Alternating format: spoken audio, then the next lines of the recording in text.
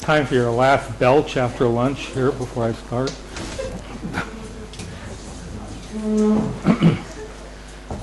So what I'm going to try to do today is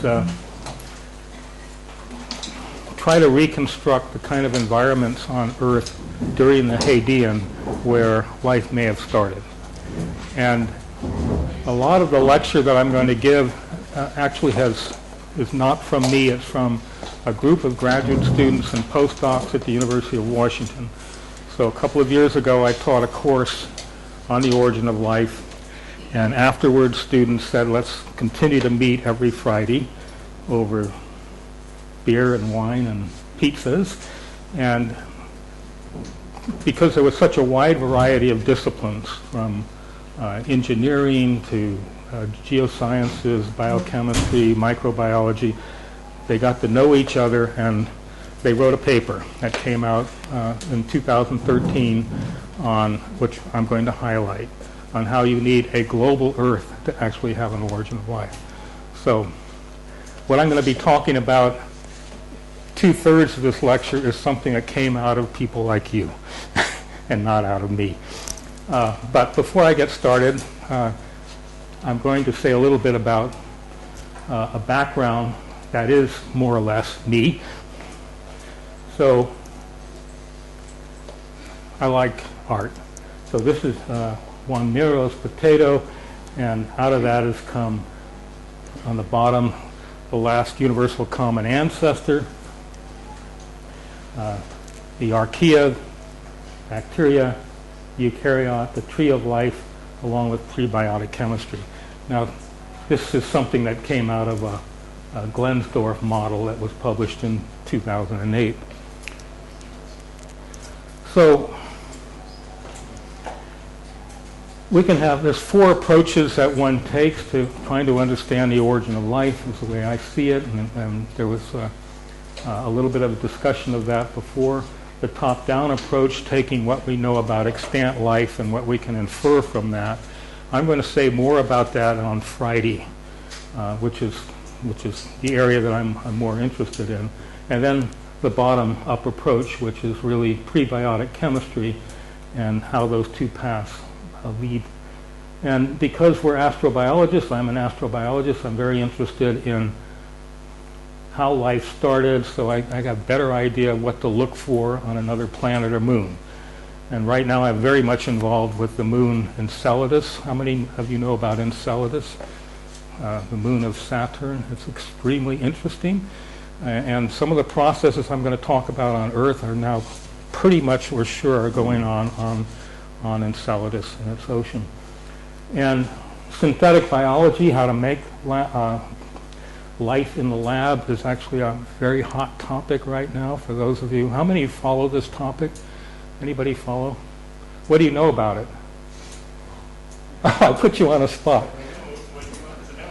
Well, I mean, the recent paper that came out indicating by adding 2 new bases to the code that you can actually add another X number of amino acids.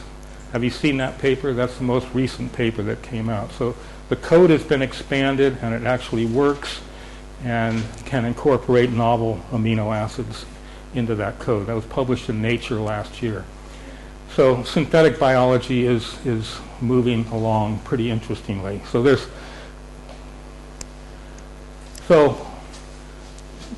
the paleogenetic component of it and the prebiotic chemistry really are converging. And where they're converging, I think, most dramatically is settings on the Earth. What kinds of conditions on the early Earth allow both of those to converge? And so that's going to be very much the... So the key questions, obviously, and I'm not going to answer all of these, but the where on Earth, I'm going to actually put a lot of emphasis on that. There's a lot of emphasis been put on a warm pond, atmosphere, ice, hydrothermal vents, etc. Were there different settings for different steps leading to life? Could life, as most people dealing with the environment, the where issue, are trying to get everything in one spot? You know, a warm pond or a hydrothermal vent or a cloud or whatever, and it's just not going to work. Okay, so that I can give you my bias right away.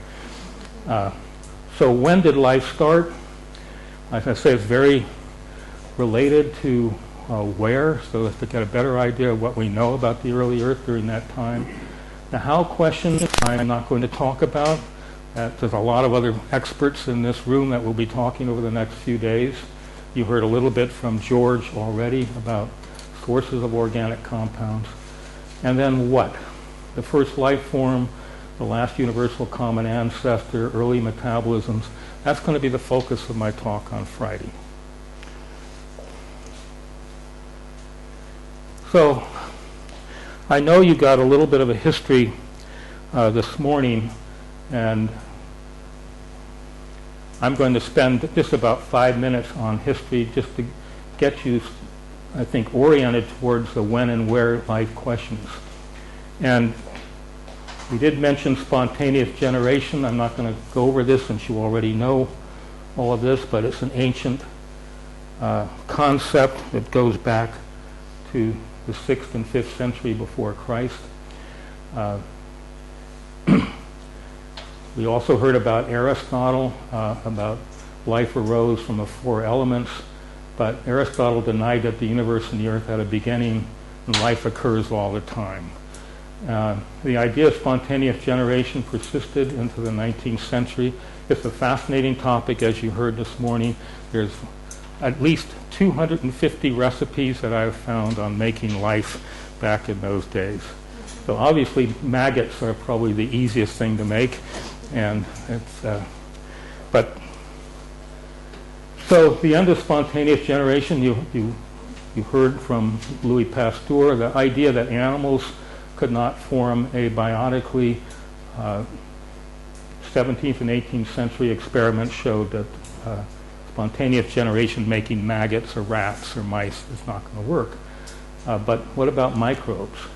Louis is best known, I think, for a lot of things, pasteurization of milk, but also for the rabies vaccine, which is showing here, giving the vaccine. And again, you saw this experiment where he used these flasks, and you can sterilize it by heating it. If you have the neck curled like this, air cannot go into it. If you break it, air can go in, gets recontaminated. So never will the doctrine of spontaneous generation arise more of a mortal blow, says Pasteur, concerning this experiment. The specific environmental conditions were necessary for the origin of life, and this is where I think geologists come into play, and that's where I think I'm going to put a lot more emphasis. So, spontaneous generation, did Pasteur prove that life could never come from non-living matter? What he did disprove was that modern, thus highly evolved living organisms arose, could not arise from non-living stuff. This is very different from the idea that the first primitive life once arose from a non-living, non-organic material. What we don't know is the transition from non-living to living. We have absolutely no concept of that. In fact, that's so puzzling, no one agrees on a definition of life. I mean, how many of you think that you know how to define life? Any of you? Good. Because I can find an anti-life reason for that. There's over 1,000 definitions of life that have been put forward. There's a whole book on that. There's some very interesting stuff. So Charles Darwin, in only the very first edition of The Origin of Species, wrote, "I should infer from analogy that probably all the organic beings which have ever lived on this earth have descended from some one primordial form into which life was breathed. The subsequent editions, because of the mores of England at the time, that had to be removed, because it sort of went against creationism, which is fundamental in those. And guess what? Stand up and show these people. He has a T-shirt with this exact tree of life. Talk about irony. So this is really the very first tree of life. He discussed this about the warm little pond, but what's really important is that this was the first rooted tree. Basically what he was saying, that all living things came from some common ancestor. This is before molecular biology, biochemistry, before we knew all the things that we know today. These are the kind of trees that are in the book, The Origin of Species. Note multiple branching, but from a common ancestral system. Also out of Darwin, a quote out of his book, but if, and oh, what a big if we can conceive in some warm little pond all sorts of ammonia, phosphoric salts, light, heat, everything, and voila, out comes life. And so that's a paradigm that has actually been very important in our interest in origins of life. But most constituents of an organic soup are in thermodynamic equilibrium and have no tendency to undergo further reactions. This is Nick Lane's paper of a few years ago. Life would be a product of a long sequence of unlikely events in a warm pond. So while the warm pond is cool in the non-temperature way, it's probably, after this many years of looking for life emerging under these conditions, it hasn't. So that brings us to the more modern era. We talked a little bit about Oparin early on, but Haldane and Oparin were doing the same kinds of things at the same time without talking to each other. And I'll say a little bit more about them. Out of them came the idea that life arose from organic material formed abiotically from inorganic material. The replicator first was Oparin's idea, and at that time it was thought that replication was done by protein. The genetic material was protein. Metabolism first came out of Haldane. And I'll point out that replicator first or metabolism first is still dividing much of our community on origin of life. We also heard about Stanley Miller in 1953 could make amino acids from inorganic gases that were thought at the time to dominate the early atmosphere. Somebody we normally don't talk about is Sidney Fox in the 50s, again before DNA was around, was able to synthesize protein spheres from amino acids and heat that showed some properties of cells. What is interesting about Sidney Fox, if you replicate his experiment, you actually get the same proteins and the same sequence of amino acids in the way he did this. And then in 1982, Thomas Keck reported the discovery of catalytic RNA molecules that have both information and catalytic activity. And out of that came the RNA world, which is the major paradigm, and you're going to actually hear talks on that topic. So back to Haldane and Oparin. Again, Haldane proposed that carbon dioxide, ammonia, water vapor made up the bulk of the atmosphere. Essentially, this is what Stanley Miller used with electrical discharge, and that energetic radiation would convert these gases to organic compounds and accumulate into a hot organic soup which sprung life. Independently, Oparin proposed a similar model, forming coacervates, or these colloidal organic droplets. They both believed that information macromolecule was a protein. And as I mentioned, Oparin favored abiotic synthesis, in which an information-containing protein was the first step in life. In contrast, Haldane produced that some form of metabolism was the first step. Now, these people Haldane and Oparin didn't talk to each other, but they had one thing in common. Anybody know what they had in common, besides their interest in creating life? They were both fervent Marxists. And so their whole purpose in their research was to essentially prove that creationism is wrong. That was their motivation. So they were both strongly Marxists. So back to Stanley Miller, who demonstrated that amino acids could be synthesized from organic gases. what's interesting about Stanley Miller, that later on in his life, when he found that the atmospheric gases that he used in the first experiment were not relevant to the gases that we now know to be in the atmosphere, much more oxidized, much more CO2. And so he ran those experiments with what is considered to be the more modern gases. And he did get some amino acids, but not as complex, I think, as the original. That's Stanley. There's an interesting story about Stanley Miller and his people. When I was a postdoc in the late 1970s, hydrothermal vents were discovered. And I joined a graduate student, Sarah Hoffman, and wrote a paper on the possibility that life started in hydrothermal vents. And little did I know at a young age that I was going to get blasted by Miller and his colleagues. And but eventually, I was able to talk to them, and they never accepted hydrothermal vents as being anything relevant to the origin of life. But there was a very interesting way to break into that field when you are bludgeoned immediately. I gave a talk on this and got booed by them. Literally booed. Oh, geez, that's cool. I must be right. But I think I'm wrong. I don't think everything about life started in hydrothermal vents. But I think, as we'll talk later, there's a lot to be said about what hydrothermal vents contribute to an origin of life. So our paradigm shifting. So the paradigm that life originated in organic soup, again, dates to Darwin, Haldane, Oparin, blah, blah, blah.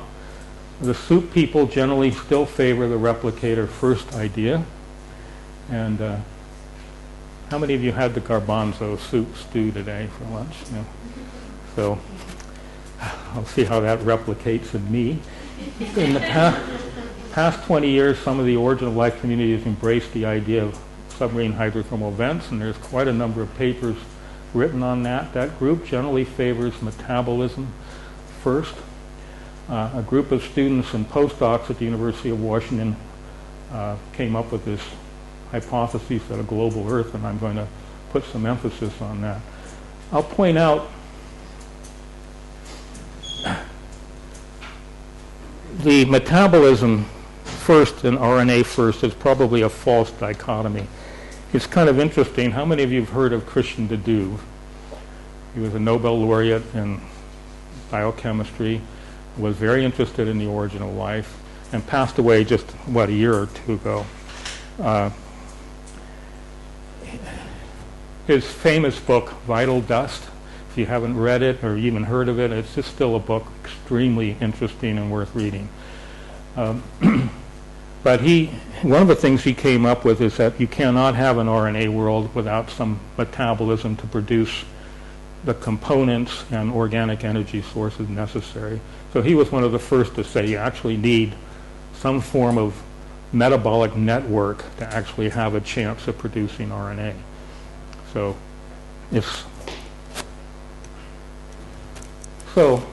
some basic information before I start about what life needs and when did it appear. So when did life appear on Earth? I'm going to just give a few brief slides on that. And then some key properties, because that really constrains where the settings are. What elements are required, the energy sources, the requirement for oxidants and reductants, and the so-called unity of biochemistry. So timeline, point out that potentially life in the Ishua could be as early as 3.8 or so, in that range, but certainly life pretty confirmed at 3.5. There's some interesting things that I'll talk about on Friday, from methane associated with fluid inclusions and showing that it's biological methane at 3.7 billion years ago. the Jack Hill's zircon, which was published in 2014, it dates to 4.4 billion years based on uranium thorium isotopes. And the 018 data indicates the presence of liquid water. So there's a potential that there was some continental crust and certainly water at 4.4 based on this particular fairly recently analyzed zircon. The late bombardment, which George talked a little bit about, is kind of interesting because would the late bombardment wipe out any potential origin or life forms that were actually found on the planet Earth?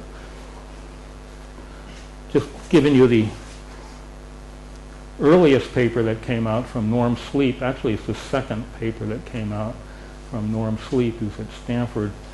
What they did was take the craters that are found in the moon, which are the light gray, and recognizing that Earth is bigger and has a stronger gravitational pull, that in this period where life started, there would have been planetesimal impacts or bolide impacts that would potentially evaporate a 3-kilometer ocean on Earth.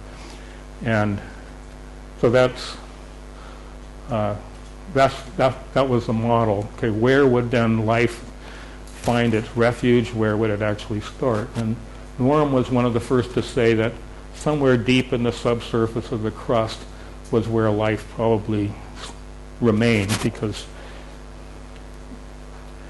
so to give you some idea of some of the huge percent of genera that were extinct, with like the Cretaceous Tertiary boundary, an exterminator bolide would be about 50 or so kilometers. I don't think we actually ever had that big a bolide. So in a paper in 2009, life may have still started during the heavy bombardment based on a model that heavy bombardment, while rendering ocean water column and any land mass that may have existed uninhabitable, would not remove all the water from the subsurface and would not have sterilized the Earth. So the idea is that if life had formed prior to the major impacts and it survived, it's going to be in the subsurface. And so what does that subsurface environment look like? And that's a big, huge focus of what I do, is looking at the subsurface environment, which I'm not going to get too heavy into right now. And then back to this.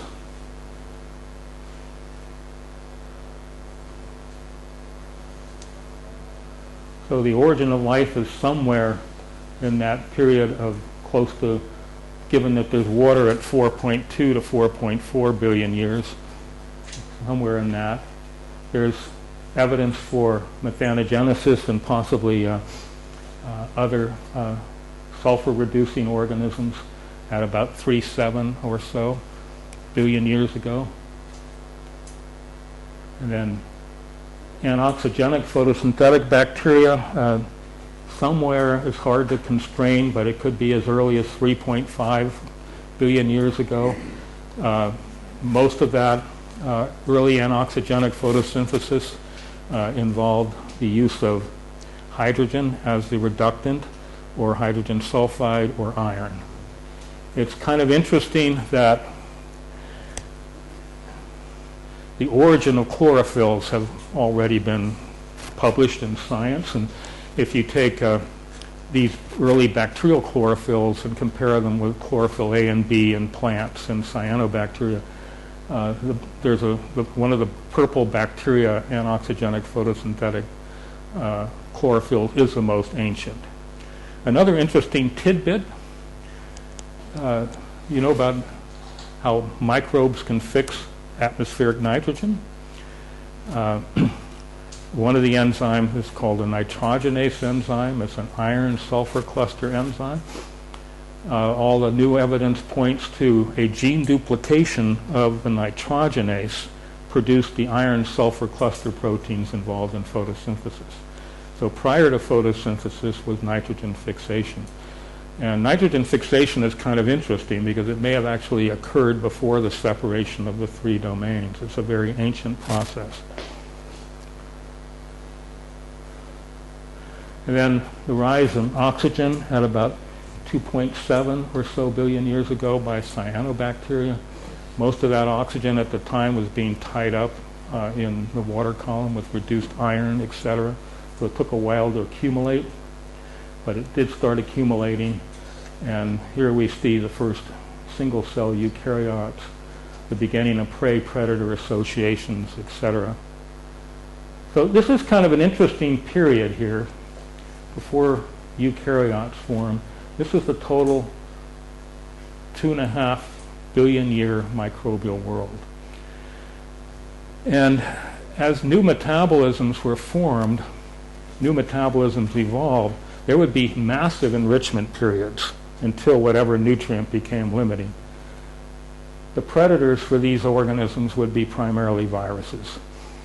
Now, I'm not going to talk about viruses, although it's my favorite subject, and I publish a lot on viruses. I did my PhD thesis on viruses, but I'm not going to talk about it. But horizontal gene transfer and the ability of viruses to move genes around is extraordinarily fascinating. Extraordinarily fascinating, and still going on today. Do you know that each one of you, 37% of your genes are bacterial? 37%. 11% of your genes are retroviral RNA viruses. Something you may not know, the human placenta would not happen without a retrovirus. The protein coat around the placenta, called the synaptin, is the capsid protein of an RNA virus. Without a retrovirus, we wouldn't be here. So it just shows you how microbes and viruses have played such a profound role in evolution. And that's a whole huge, broad topic that I would love to get into, but I would need at least 2 more lectures.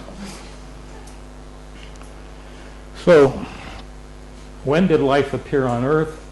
And we talked about that and some key properties of Earth life, the elements required, and others. So life uses the most abundant elements in the universe, as George mentioned: carbon, hydrogen, oxygen, nitrogen, phosphorus, sulfur, and iron.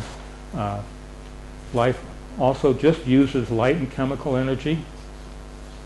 All evidence points to hydrogen as the first energy source used by the earliest microbial ecosystems. This is a paper from Nesbitt and Sleep that sort of give you an archaeal tree and a bacterial tree with hydrogen being a key component, and there's some reasons for that, but that's next Friday's lecture. Life also requires oxidants. In the absence of O2, carbon dioxide, sulfur, iron, for example, were the dominant oxidants. And life builds catalytic and energy transfer organic molecules around metal and metal sulfur. So this is a nitrogenase with iron, for example, sulfur clusters. And I'm going to talk a lot about this, and for reasons you'll learn a little bit later. Life also requires a lot of trace elements. And so when we're looking for where life may start and may thrive, it's not just about these elements. It's about some others. And the processes on Earth that produce, particularly the divalent metals, are extraordinarily crucial and important to an origin of life. So, Earth life has a common ancestor, the result of natural selection. So, there probably were a lot of experiments early on in constructing life, but all life came from some common ancestor based on the fact that they use the same 5 nucleotide bases, 4 for DNA, and then uracil for thymine on RNA, the same 20 amino acids along with seleноcysteine, the same genetic code, lipids with straight chains and methyl branch chains, metabolic energetics that use phosphate anhydrides and thioesters, which are sulfur carbon compounds. all life uses this. So this concept of the unity of biochemistry is extremely important, that somehow the best fit genes got used and made up a common ancestral pool of those best fit genes. And out of that sprung all life. So Darwin is correct. Your t-shirt is cool.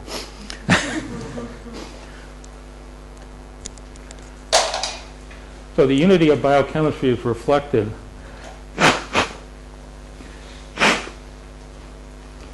in the evolutionary relationship between all life, and it's referred to as, we know, the global phylogenetic tree, which really is a result of some of Carl Wose's work, who passed away a couple of years ago. In 1990, he actually rooted the tree of life, and this is a more recent rendition. Some of the key aspects, the bacteria, the eukaryotes, and the archaea,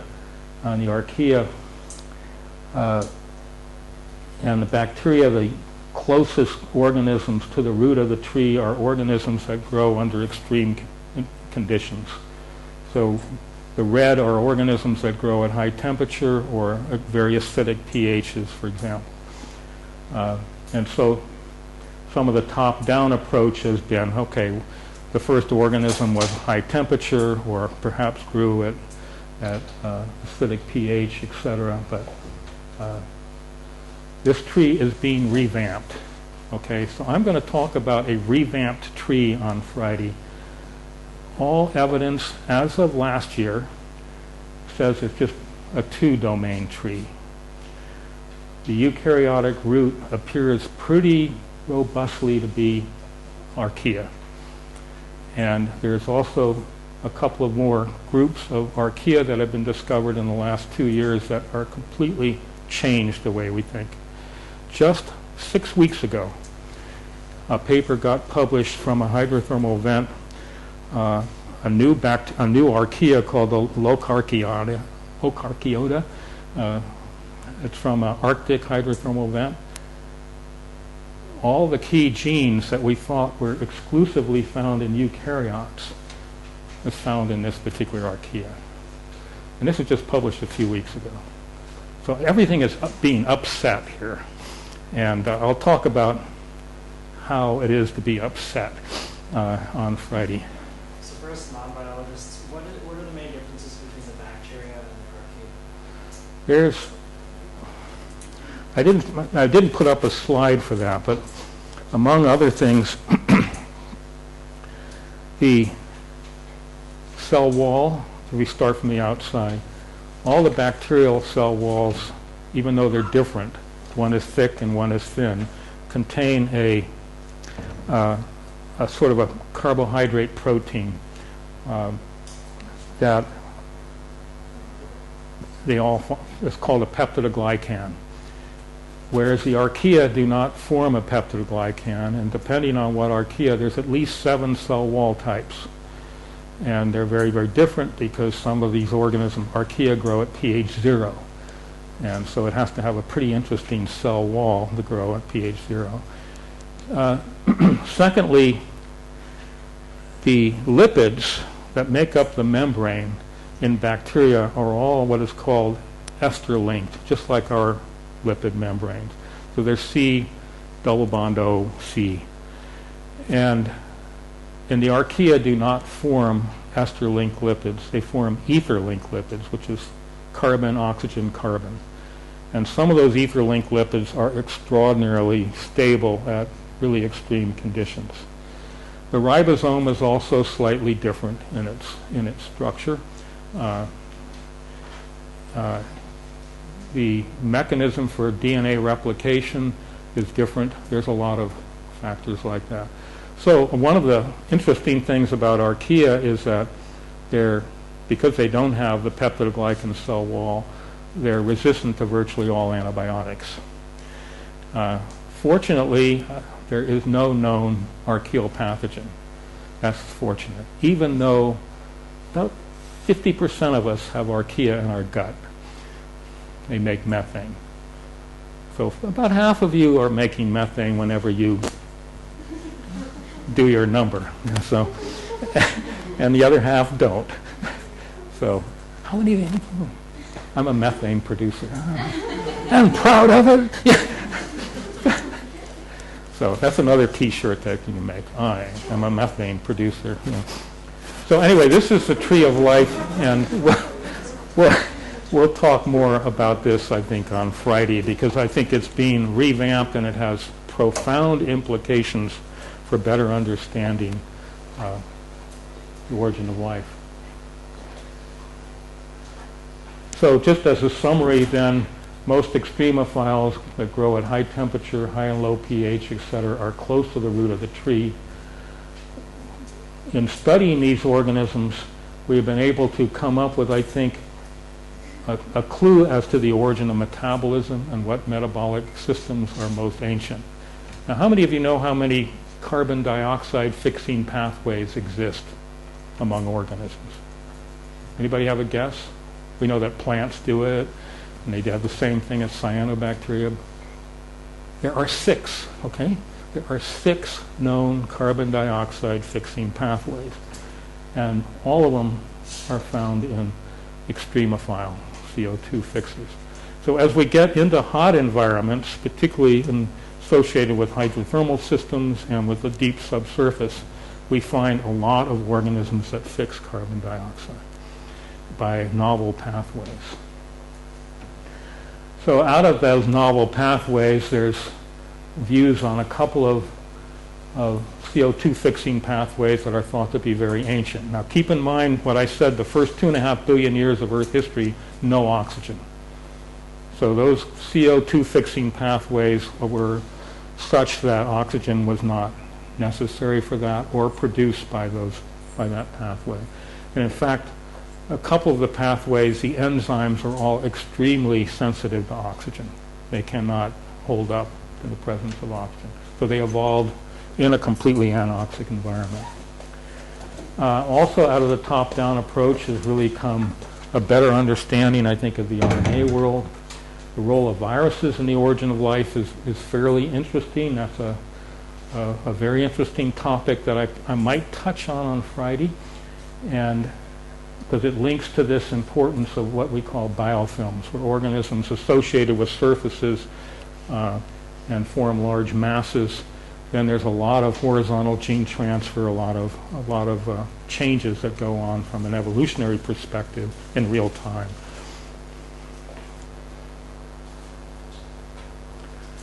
So out of this, we get a little bit of a glimpse of the last universal common ancestor, which again I'm not going to talk about, but there's some very interesting papers that have come out on what that organism may have looked like. So this gets to the paper that I mentioned. Eva Stürken is the first author. She's in geology, so this paper has a strong bent on some of the geosciences. Rika and Billy were my students. Aaron was a student that worked with me also. And they were mostly microbiologists, biochemists, and molecular biologists. And Sanjoy was, mostly engineering, astronomy, and it was an interesting group. So the hypothesis set in this paper that it took a dynamic ocean subsurface circulation system to transport various organic compounds synthesized under a specific set of conditions to other environments. It would result in greater diversity, including organic nitrogen, sulfur, blah, blah, blah, and proto-metabolic network. So it would take basically the whole Earth to circulate these organic compounds and get them to interact. A narrow subset of the conditions spawned and maintained early life form. So in this model, we've decoupled the environmental conditions that led to life, which were broad, to a narrow set of conditions for the first habitat of life. So again, this is the hypothesis. So if we take an earth scientist approach to the origin of life, what environmental settings existed in the Hadean Earth? Presence and extent of oceans, land masses, volcanism, pH, temperature, rock and mineral types, etc. what chemical reactions were plausible and most abundant, solar radiation, possible photochemical reactions, mineral catalyzed reactions, radioactivity, all of these played an important role. What was the role of the meteorite impacts in the late heavy bombardment, sterilization, delivery of reactants, and what can the rock record tell us to answer any of these questions? So that's what basically this paper was about. So numerous settings and reaction mechanisms have been proposed for the formation of specific building blocks. Many settings are environmentally irrelevant or chemically unproductive, and no single environment can fulfill all the requirements. Was environmental complexity a necessary condition, and is it on other planets? This just shows you early evidence of complexity in the ribosome. But the point is that the conclusion that this group came up with is that no single environment could actually have either produce or accumulate all the necessary material to make an origin of life.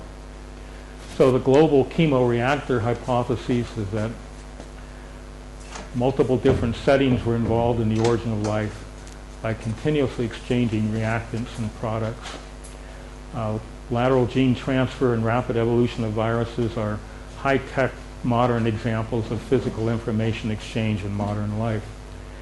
Each setting nurtured a subset of reactions favoring certain compounds while destroying others. So these multiple settings and a circulation system. Over time, building blocks were slowly assembled in one type of setting, perhaps trapped in a biofilm or some mobile protocells. The major advantage is that reactions that were most relevant and dominant within each setting were thus also the most productive. No setting needs to be anything unrealistic. So again, this is a model, this is a hypothesis, but what we're trying to do is move forward and not just saying let's look at one single environment as having all the variables needed. So in the paper, this model shows that the boxes basically are relevant settings with the dimensions can be anything, we don't know. The letters represent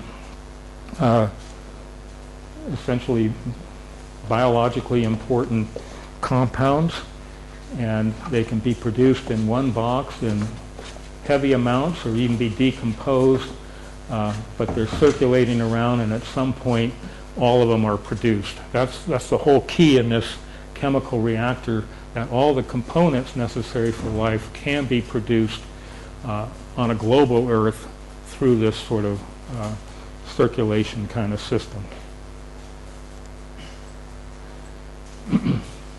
If we look at the Earth today, the geochemical cycles, the chemical and physical cycles that go on and the gradients that go on within the global ocean, many of these same circulation systems occurred during the Hadean system. So essentially any component abiotically produced anywhere in this is actually going to enter into some range of geochemical set of cycles and move through. I'm going to talk a lot about the circulation patterns, particularly in the crust.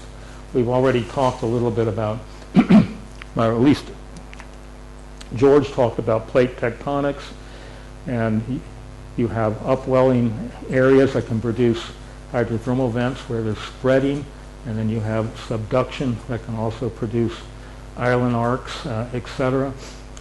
But I'll also point out that the whole oceanic crust, at least for the depth of 300 kilometers, is extremely porous.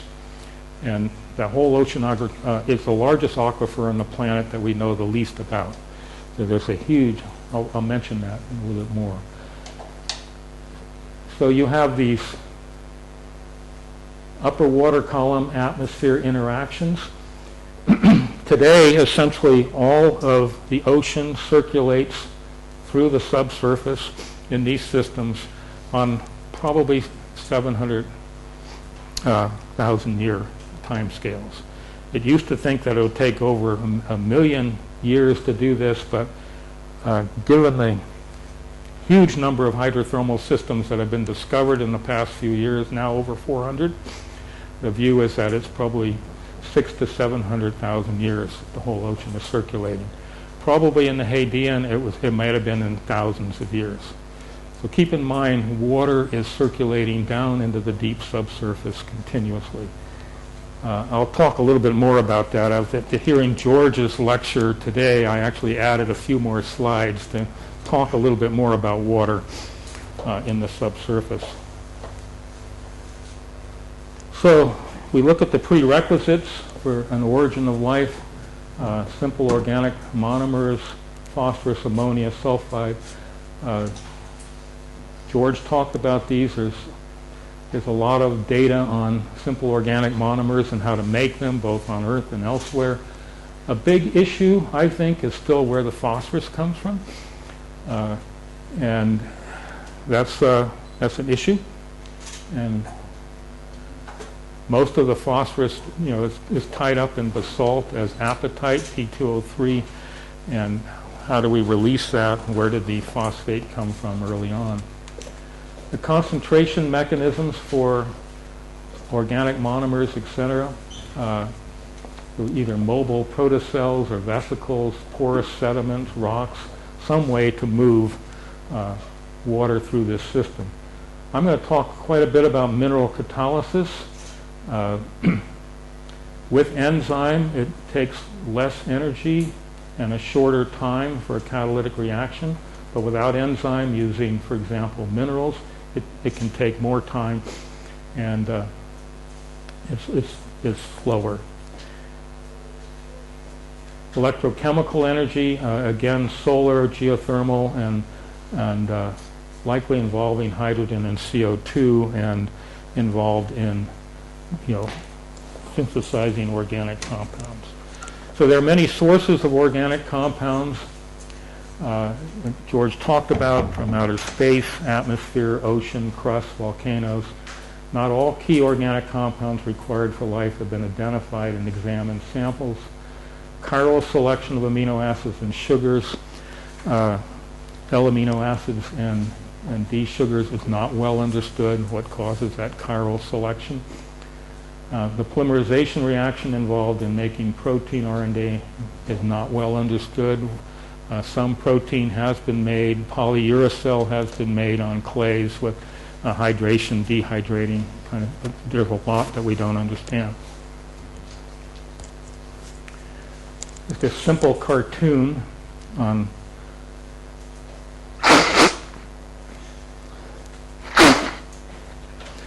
sources of organic material that George talked about.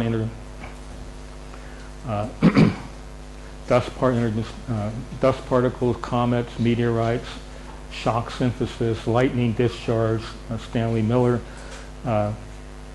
hydrothermal systems, and particularly these peridotite-hosted systems that I'll talk about mostly on Friday, can abiotically produce organic compounds.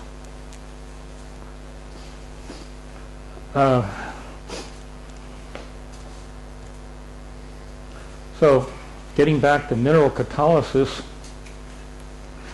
a large part of the EVA paper was on mineral catalysis. Some of the mineral surfaces that we know something about, for example, a variety of, I mentioned apatite being a major source of phosphate, clays, which can organize organic into films and in a hydration-dehydration way make polymers. Pyrite has been studied a lot, including by George Cody, as a way to reduce carbon dioxide and make compounds. I think you made pyruvate. Yes. And so there's other compounds that have been made. I'll show that tomorrow. So this is a perfect segue. I'm just going to talk about just these things. Yeah, good. So that was an early study, and then Calcite, there is some evidence that perhaps they make concentrate organics, but also have chiral surfaces. The borate minerals, Steve Benner a few years ago with his colleagues found that there's a reaction. If you're going to talk about the foremost reaction at some. That was what I was talking about this morning. Just in light of this, what you're talking about. So Steve Benner hates the foremost reaction. Most chemists do because it leads towards this brown goo, this tar of death, is what Steve Benner calls it. I think it's the tar of opportunity, and I think it's the origin of IOM. But by putting the boron oxides in systems, he stops that chaotic reaction I described this morning that leads to this soluble polymer. And here's what you're saying. A big issue is how to get ribose, the sugar backbone of RNA.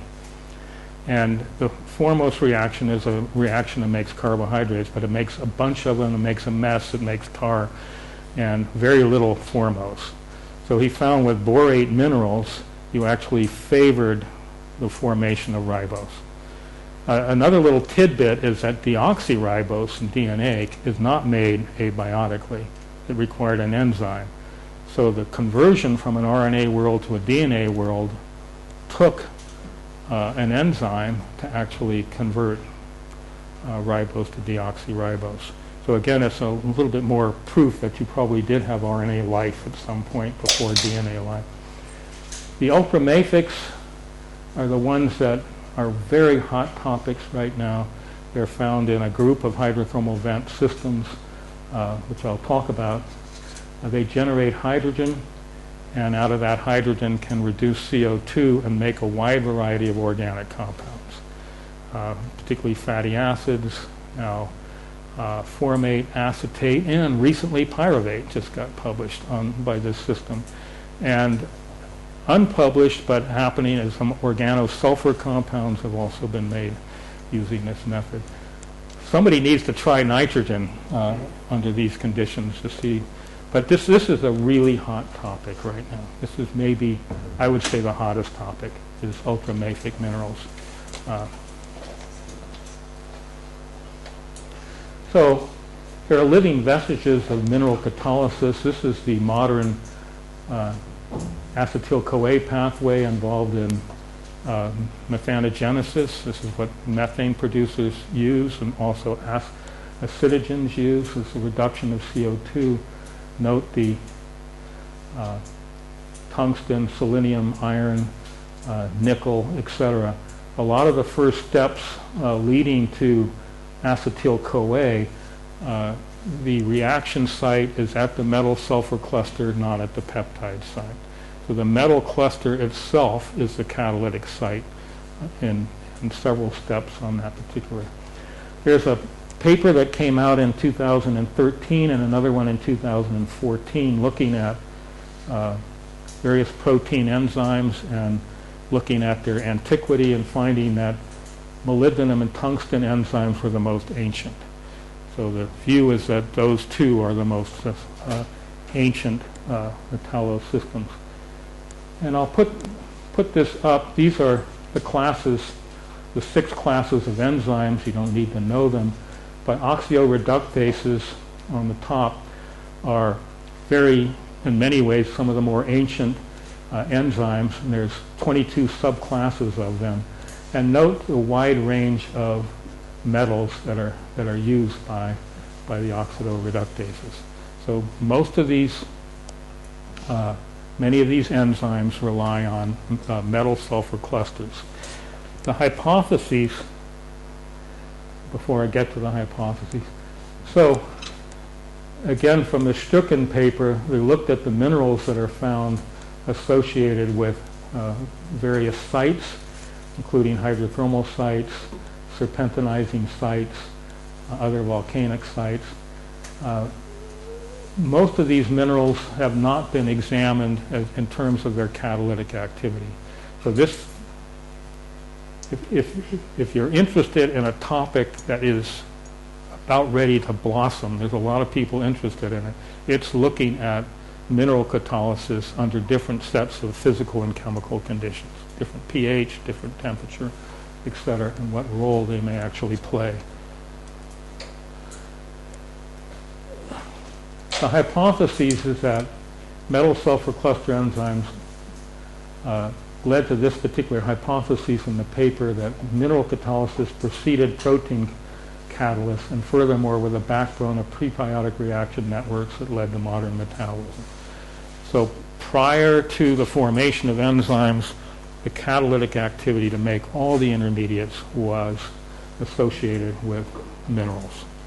That's the model that to be tested. So which environmental settings and linkages between them existed in the Hadean Earth that could have contributed to this global chemical reactor? Atmospheric gases. I'm going to go through this fairly quickly because this is the Miller experiment that relayed a lot on the gases. Lightning discharge, droplets of dust and ash particles producing potentially organic compounds. There's evidence of terrestrial volcanism at 2.7 million years ago, or a billion years ago. Also atmospheric gases, because of UV, you can make oxidized forms of nitrogen and sulfur compounds, and those can be catalysts in further reactions. Dehydration, polymerization of monomers, etc. So there is the potential that some organic material can be produced in the atmosphere, get into the ocean, and get circulated about. Non-marine pore waters, groundwaters, and lakes, if they really existed. What's really, I think, interesting about these is the potential for evaporation and condensation. So if you had organic material and you evaporate along with the atmospheric input and UV exposure, you could make polymers. And this is basically, particularly if you actually have clays and some of the other material that are found there. Alkaline lakes also favor hydrogen cyanide condensation, and hydrogen cyanide is a key catalyst in making amino acids and nucleotide bases. And so potentially they may have occurred in alkaline lakes. This is kind of interesting as a segue. A former postdoc actually with George, Christopher Glean, who's now doing a second postdoc at Toronto, published a paper a few weeks ago on calculating the pH of the Enceladus ocean, the moon of Saturn, and came up with a pH of greater than 11, which indicates a serpentinizing type environment, which I'll discuss, which is very alkaline. And that explains a lot of the chemistry that has been found in the plume. But it also brings to mind the kinds of potential interactions that can occur at high pH. And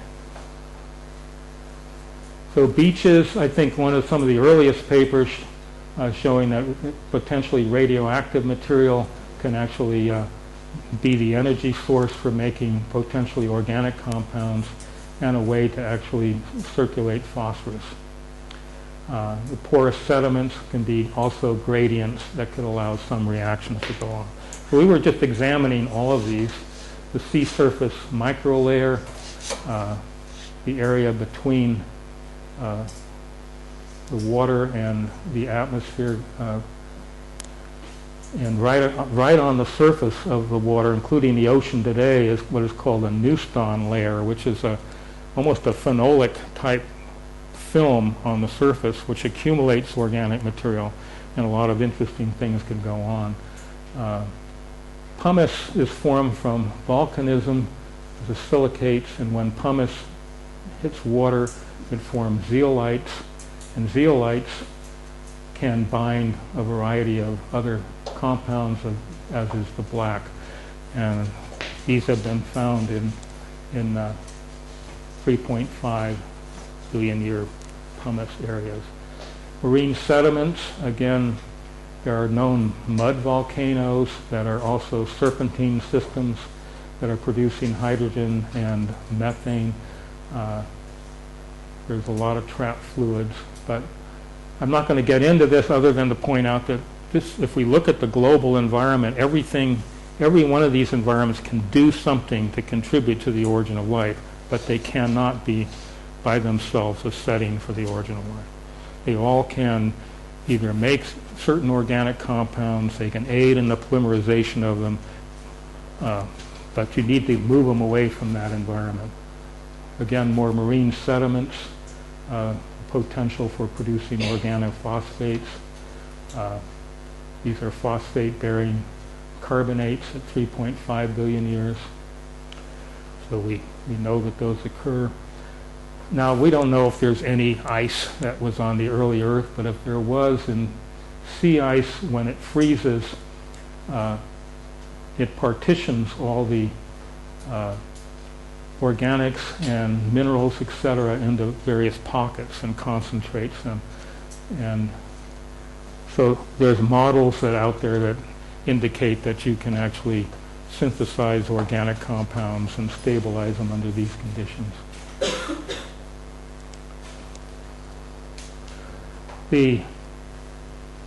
How many have ever been to the Arctic? Anybody? If you go on ice, you can frequently see these frost flowers, and they basically can concentrate material from the ice, brines, etc., and they're fairly interesting. So that brings us to hydrothermal systems. There are mechanisms for concentrating organics in porous vent structures. There's a really interesting paper on the carbonate structures associated with Lost City by a group at Jet Propulsion Lab in California. Shows that these carbonates can accumulate nucleotide bases and potentially allow them to polymerize. But there are two kinds of systems. There's the acidic hot systems that are magma driven, and then there's the alkaline, more lukewarm systems that are associated with serpentines and peridotite, which I'll say a little bit more about. There's abundant metals in this system. What is really nice about hydrothermal systems is that the periodic table is discharged, more or less. And so all those elements that life requires, this is where they come from. In fact, it's kind of interesting. A paper just came out again in PNAS, CD National Academy of Science, about 6 or 8 weeks ago. We've always thought, iron can be limiting in the ocean. And in fact, with global warming, we're so concerned people want to dump more iron into the ocean so that we can fix more CO2. Experiments doing that, in my estimation, have been disastrous, so I'm not going to go into that. But we've always thought that most of the iron comes in from dust and runoff. Well, some of the models based on isotopic records show that the majority of iron, particularly in the Pacific, is coming from hydrothermal vents, much more than dust or sediment. It's the dominant source. So if iron is being distributed throughout the ocean from the result of hydrothermal vents, that means these other elements are also. And so it's another mechanism in which circulation is going on. The gradients in temperature, pH, salinity, etc., allow for a huge number of reactions to occur within those kind of gradients. So to give you some idea of what a hot magma-hosted system looks like, seawater percolates down. I'll show you a little bit. We used to not know where it actually comes from. It loses its magnesium and sulfate. It gets heated by magma and extracts all of these plus other elements, these volatiles plus elements out of the salt, which get emitted out into the water column. Because we have an oxidized ocean, much of that forms different metal pyrites and forms these black smoker structures. But it also produces these plumes that can reach out to 20, 30 kilometers away from the vent, circulating these elements. Again, when we get into the deep sea, this is where I think physical oceanography is limiting. We don't understand a lot about circulation in the deep sea like we do in the upper water column. And I'm an oceanographer, so I know that. I can talk to physical people. They just don't seem to be that interested. So this is, you've never seen a black smoker. This is such a black smoker with 350 degrees Celsius hot fluid coming out. This is another one I'm just showing you because I like this guy here. It's a worm. It's a polychaete worm. It's about that big. It's extremely interesting scale worm. Like most of the invertebrates found in the vents, these guys contain iron hemoglobin. Most invertebrates in the ocean have copper hemes. Iron hemes have a higher binding capacity of oxygen, and that's why all these vent animals have that. I mean, I give a whole course on hydrothermal vents, so I have to shut up and not talk about animals. So what I wanted to point out, the subsurface is a system of these hydrodynamic chemobioreactors. And so the recharge area where fluid actually comes in, it's usually associated with seamounts. And there are tens of thousands of seamounts in the ocean. And many of them are breathing holes. They either actually move water in, or they can discharge water, or in this case, a hydrothermal discharge. The whole oceanic crust, which is over 300 meters thick, has a porosity of 30%. It contains a significant percent of seawater at any given time, which is exchanged to the ocean on 20,000-year timescales. So this is a huge aquifer that's constantly being exchanged with seawater. A lot of this is new work. For example, this shows the breathing hole where cold oxygenated water can actually circulate through, move tens of kilometers before it's actually focused recharge. So it's a whole massive circulation system, which is difficult to get to because our deep sea drilling system has a hard time going directly into rock. So we have to go through sediments first. And you go through sediments and then get into that basement material. But this is a massive aquifer of huge amounts of circulation. Now something that's not on here is that associated with these hydrothermal systems and near are seismic events. So you get these massive earthquakes and they cluster, and they can cluster even down as 8 or 9 kilometers down into the crust, below this extrusive layer. That forces water down into those cracks. But you're actually getting water down 7, 8 kilometers down into the crust in these systems. What is going on there? I mean, there's only a couple of studies that have been able to get down near there and finding that there are microbes associated with basaltic glass and making a living somewhere. But what's interesting is that all the evidence points to their doubling in biomass on million-year timescales. Can you believe that they actually can find organisms that are doubling on million-year timescales in the subsurface? Blown away. When I read that paper in 2013, it just blew me away. I just never thought about that. So you could have life on Mars that are in the subsurface, living on small amounts of material and doubling every million or several million years and still be viable. How do you measure that? How do you measure that? Right? Half-life of amino acids going from L to Ds. So they actually did a chiral half-life. That's one of the ways in which they did that. I know, it's a really, if you're interested in, the paper came out in 2013 in Nature Reviews in Microbiology, and the authors are Huller and Jorgensen, and it's an amazing paper. It is an amazing paper. So in oceanic crust, which is what we've been talking about, a lot of this is, particularly in the first few hundred meters, is very porous, and there's a huge amount of circulation going on.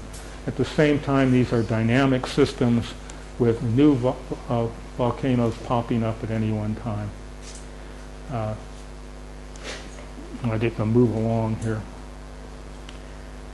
In serpentinizing systems, olivine, which is in high iron magnesium silicates, when it gets hydrated with water, it produces alkaline pH, among other things, and a lot of protons, hydrogen, which can reduce CO2 via the Fischer-Tropsch reaction. And carbohydrates, depending on who you read, the French have pointed out, and up to C20s have come out of this system. But some serious organic compounds. And I mentioned now acetate, formate, and pyruvate have been formed by this. And this is something I just put together after hearing George's talk about water, so I thought I would say something about serpentinization. It does two things. It produces heat at the reaction site. So this is a water rock. It's not magma hosted. It expands the rock by roughly 1/3. And the peridotite shatters under this expansion, which gives seawater even better access to fresh rock and create large amounts of serpentinite mud. It actually creates these massifs. And so the one that's been found in the ocean is kilometers high of these large mountains. With a big enough body of peridotite, this can go on for millions of years. And in fact, the one on the Atlantic is over 30 million years. And in fact, the whole upper part of the world's oceanic mantle becomes serpentinized as it cools. And because of this process, oceanic plates take up a great deal of water. A cubic meter of rock can gain as much as 300 kilograms of water. So much of the water then is tied up, associated with these minerals, and the heat and pressure reverse the serpentinizing reaction, release water into the deep lithosphere, which give rise to volcanoes. So what is important here is this mechanism, and I'll talk about Lost City on Friday as one example, is one that carries huge amounts of water down into the mantle, part of the vast and complex cycle that keep the Earth running. Now, I totally agree with what we heard George say about plate tectonics. As far as I'm concerned, without water and plate tectonics, there's no way possible to have a de novo origin of life. It just can't happen. And that would take some expansion, but I think because you need the input from hydrothermal systems to get the minerals, to get the metals, to get the divalent metals, etc., to keep this thing going. So I put this together listening to your talk, George, so I'm sorry I probably missed a few minutes, but I thought you should know about this. This is Lost City, one of the serpentinizing systems. This is a remotely operated vehicle. These are all carbonate structures. So what happens in serpentinizing systems, the pH is high, up to 10 to 11, and it precipitates all the carbonate in the ocean water as the calcite and aragonite, and a certain amount of barite also in that, but it's mostly calcite and aragonite, which are both calcium carbonate. And you can see the water flowing. There are pools of water underneath this. All this material on the outside are microorganisms. This is about 90 degrees Celsius. And this is an incredible site. So on Friday, I'm going to talk a little bit about the microbiology and why this site might be important in better understanding what the early life communities would have looked like. And I'll show you more information on Lost City on Friday. So in hydrothermal systems, there's a number of models. This is one by Mike Russell and Bill Martin. Again, they depend a lot on a pH gradient. So you have the alkaline hydrothermal systems like at Lost City, and the more acidic seawater or others, you create a proton pump basically, and you can get free energy across this pH gradient. And that's pretty much their model, and the view is then that you can actually synthesize organic compounds and have a metabolic network going on as a result of free energy because you have this pH gradient, which is the same kind of proton pump that runs photosynthesis and a lot of other physiological processes. So again, getting back to the global conclusion, geological evidence is consistent with environmental diversity, and we should take advantage of it. When thinking about getting an origin of life, let's not just think about a single environment doing everything. Let's take advantage of this global Earth that actually has a circulation system that allows anything anywhere in the ocean atmosphere to be circulated over and over again throughout the subsurface, the water column, etc. And potentially out of that could come something complex that could lead to something living in a specific environment. So the implications is that replication and metabolism likely originated in tandem. That is, replicator first, metabolism first. There's no reason to believe that one of them was first. Life emerged as a chemically fittest product of this reaction network. It was not a product of a highly unlikely sequence of events. And metabolic and genetic diversity could have evolved rapidly if they were inherent to prebiotic chemistry. This is something that still needs to be looked at. Other implications to determine the likelihood of a de novo origin of life elsewhere may be important to understand the geological dynamics of a planet, and it is to know exactly how life originated on Earth. No point in looking if it doesn't have the geophysical processes that are absolutely necessary. So I think that's, if we're looking for exosolar planets, we're really looking for something related to plate tectonics and related geophysical processes. Planets that lack environmental diversity may not have the capacity to develop a biosphere, irrespective of their volatile inventory. Any rocky planet with active geological and hydrological cycles has the potential to host an origin of life. That's, I think, the model that we've come up with. And I think that's it. Thank you.